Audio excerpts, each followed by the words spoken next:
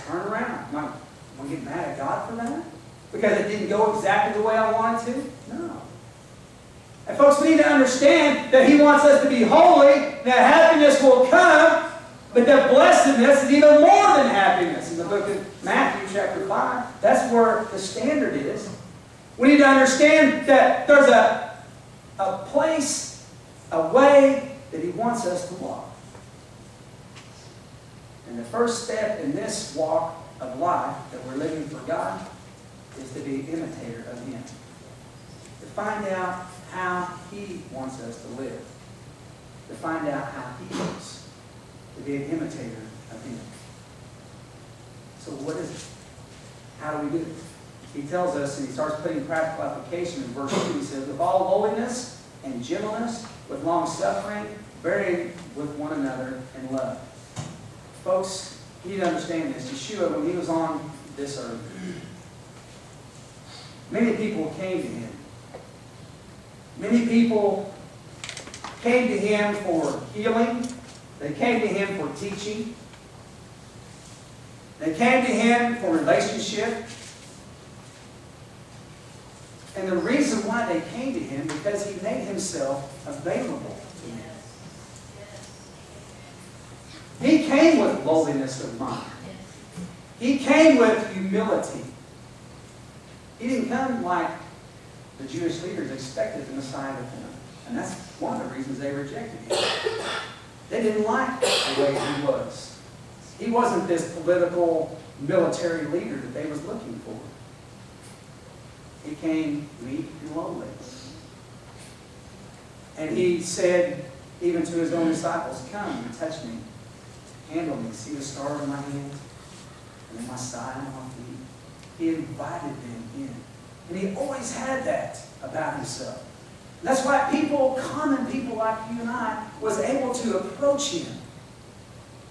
They came to Him to hear His words because they knew He was genuine.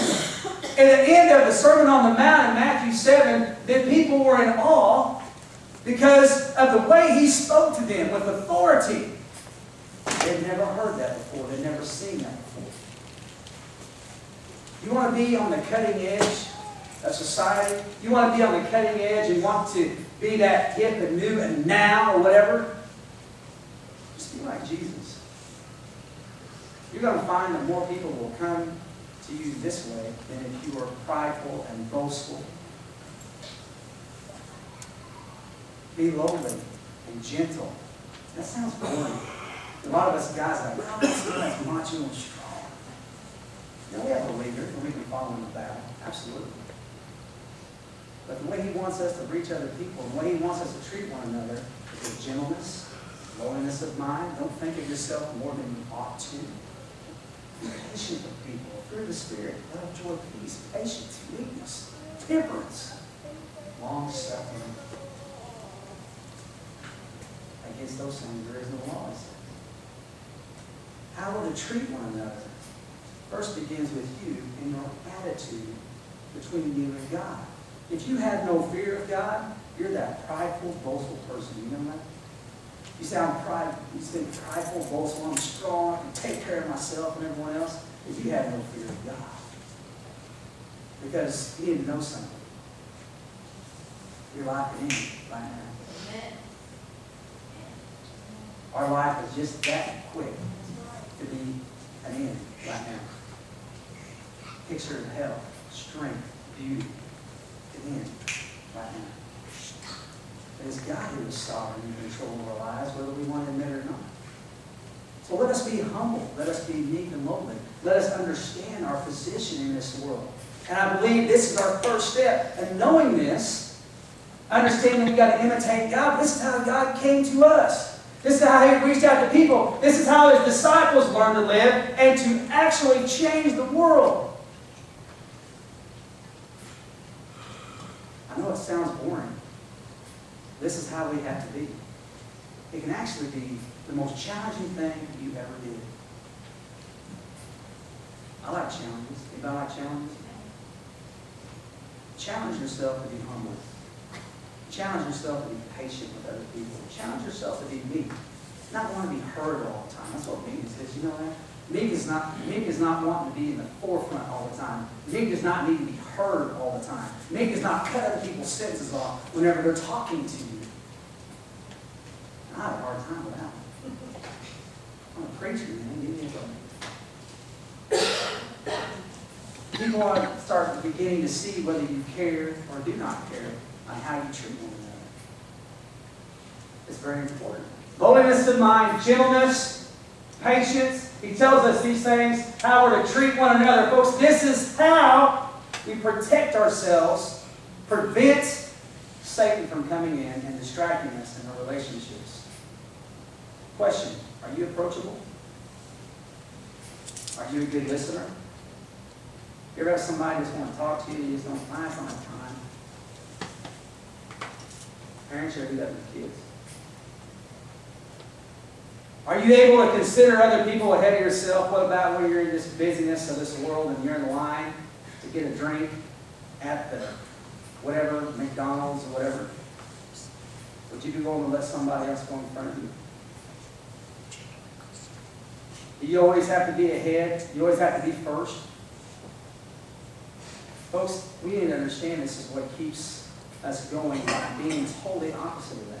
The more lowly minded we are, the more like-minded we are. We must learn the one who called us wants us to walk worthy of his calling. This is a calling on our lives.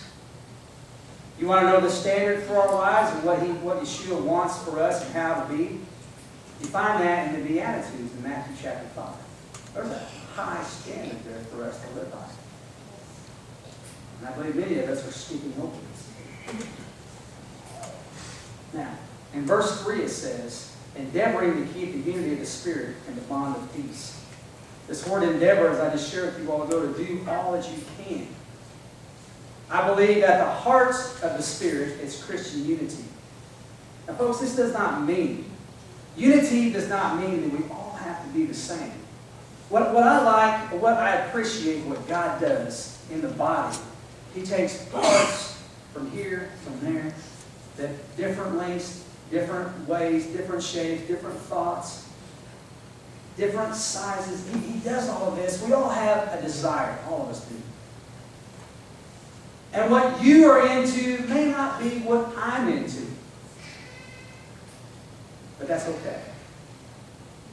I can take my desires and things that I like the most and use them for the benefit of the kingdom the same as you can. It doesn't mean that we're opposing. Remember that man that the disciples came to the Lord about and said, hey, this guy over here is doing this. He's baptizing people and he's praying for people and casting out demons. What are we going to do about that, Lord? What did Jesus say? How did he answer? He who is not against me is for me. We didn't understand this. We have a lot of different shapes and sizes in our church. We all have we come from different walks of life. We come from different thought patterns. And that's okay. As long as we're using it for the glory of God and the benefit of His kingdom. But one thing we need to know. Just as He tells us, endeavoring to keep the unity in the Spirit and the bond of peace, we have to be bound together. We can take twigs and separate them out, and they're easy to break. You can gather a bunch of twigs together. It doesn't matter if they're the same length or same size. But if you bind them together with a cord, they're not easily broken, it says. And we need to understand this concept. That we all have different things we like to do. Different things we want to do in the church. It doesn't mean that we're in opposition with anybody. And we shouldn't be jealous of somebody else's ministry either. I know there's people like that. Well, I wish I could be like him. I wish I could be like her. I wish I could do that. Why? Are you trying to imitate them or imitate God? What is it? Don't be jealous of someone else's ministry. Don't be jealous of what somebody else's talents are and how they can do and what they can do. God's giving you something specific you can do. Seek it out. Find it out. And then see what you can do to benefit the kingdom by using that talent, by using that thought, by using that desire. And we can all work together in the unity of the Spirit and the bond of peace if we strive for one common goal. And that's to lift up the name of Jesus, to further His kingdom. Amen. And keep this in mind, folks. The more lowly minded we are, the more like-minded we are. The more humble we are, the more we're willing to allow other people to talk to us and reach out to us. The more we can stay together and come together. Relationships are so important in the church. I want to challenge you this morning. I want to challenge you to, and I'm not going to get somebody from our playing panel and, okay, everybody shake hands, cross it out. That's an old church thing.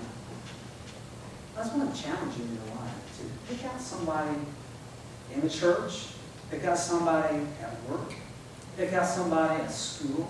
I know school's about over, but just think about your buddies you hang around with in the summertime. Find somebody that you normally wouldn't go to. And it's challenging, and it's scary sometimes. At work, if you work at a large place, find a break table somewhere that somebody's sitting at that maybe you don't normally sit with. You might be amazed to find out what that person likes and all about, and you just might find a friend. You never know. But we will never know if we just continue to stay amongst ourselves. And we never reach out. And how many, I never want to get to a point in our church to where, well, I didn't know you went there. How long have you been? I've been going there for 2 years. Well, I've been going there for 3 years. I didn't know you went to that church. Man, I don't want to get to that point. Am I saying I don't want to grow? No, not at all. We want to welcome as many people in here as we can possibly fit and just keep on going. But I never want to get to a point to where we don't even know the people that are just sitting across the office. The guy came to the pastor one time. He said, "Who are those new people?" I said in this church. He said, "Who are those new people?" This pastor told me this. He said, "Why don't you go find out?" We always want to leave it up to someone else to find out. Why don't you take this initiative to find out, to reach out? Because many of us come into this church maybe with some kind of preconceived idea of what kind of church it is, preconceived idea of what kind of people go here, what kind